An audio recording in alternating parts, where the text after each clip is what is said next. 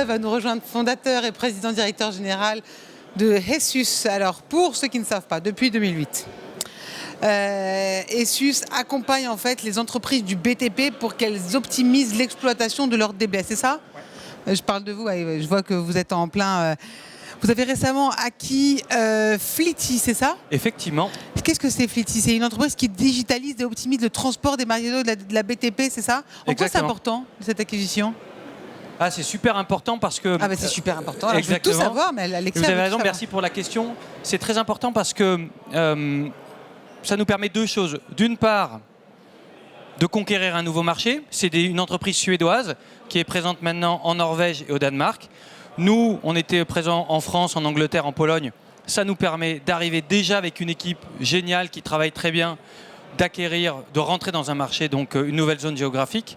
Et puis, ça permet aussi d'acquérir un savoir-faire spécifique parce qu'ils ont une façon de le faire, cette gestion digitale des terres de chantier, un peu différente de la nôtre.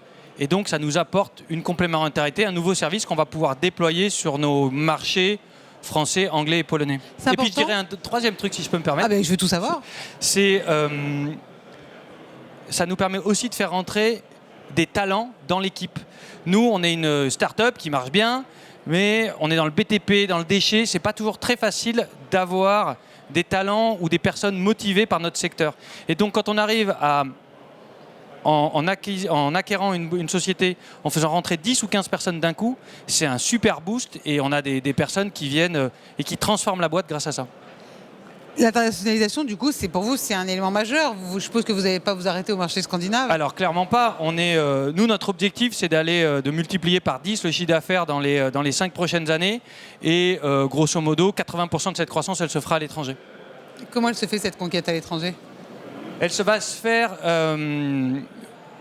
en étant présent dans les 25 premières villes européennes, 25 premières grandes villes nord-américaines, et soit from scratch comme on l'a fait en Angleterre, soit en acquérant des sociétés comme on a fait avec Fleety.